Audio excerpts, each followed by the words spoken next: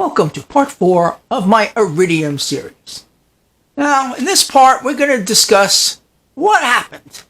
In the last part, everything was going great. Iridium was working well, seemed stable, and I was getting ready to send it out to the testers, which is exactly what was happening. I got together some testers, put in orders, so along with their orders, I was going to ship them small samples of Iridium for them to test out. So, I go and I pour the Iridium, to make more Iridium, because I didn't have enough Iridium, and to send them out to the testers. I pour the Iridium out into the beaker here, and I look at it, and there's these little silver flakes floating around in there. I'm like, crunch. Yes. Silver flakes means the nanoparticles are breaking down.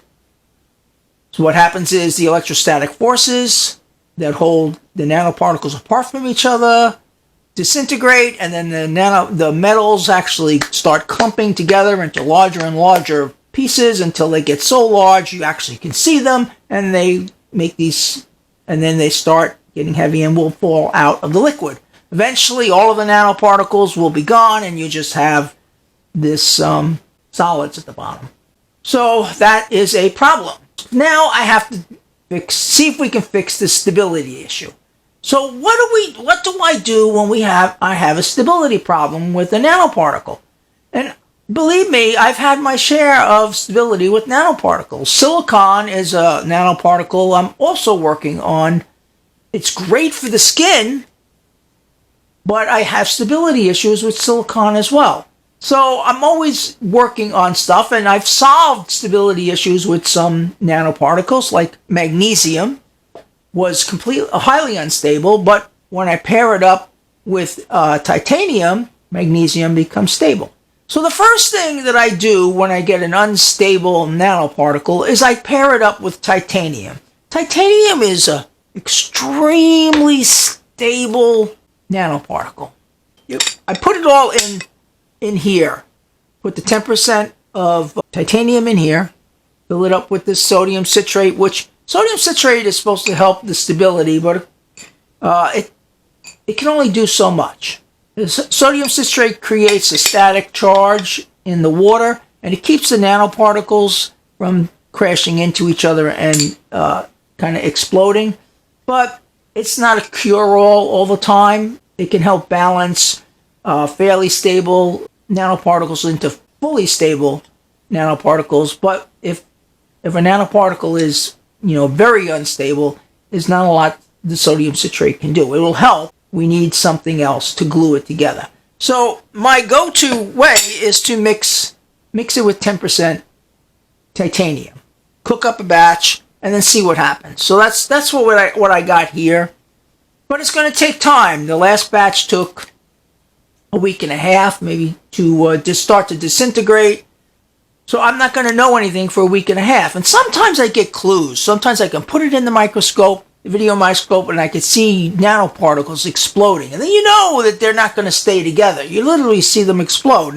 But not so with Iridium. Iridium was good one day, because I check it every day, and the next day when I put it in there, it wasn't. I had these things in there. And so that's the first thing I can do with it. If that doesn't work, the next thing I can do, which is I've been very successful with, is to mix Iridium with several other nanoparticles.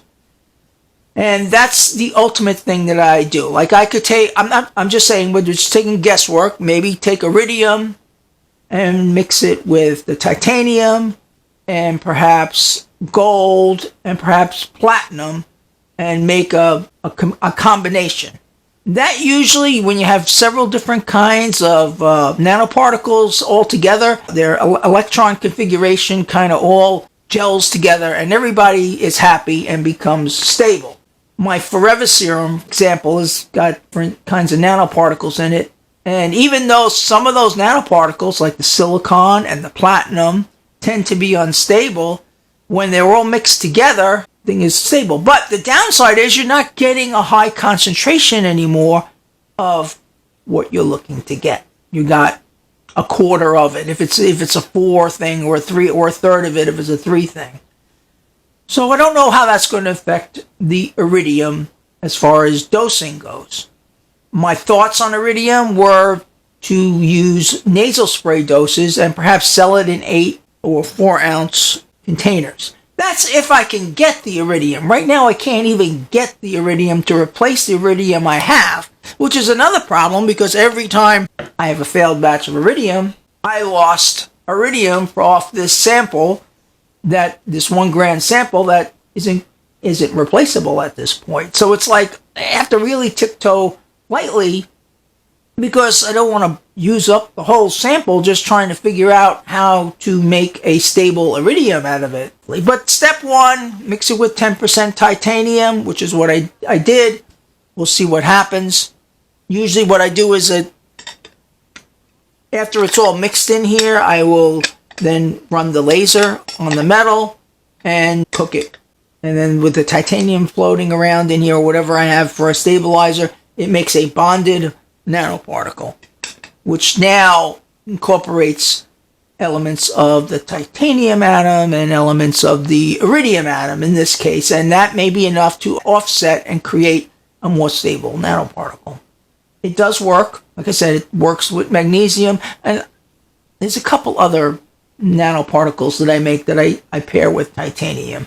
So that's the rundown right now on the iridium situation. I'll keep you updated on it, and we'll see what happens. Take care, alchemists. Thanks for tuning in and watching.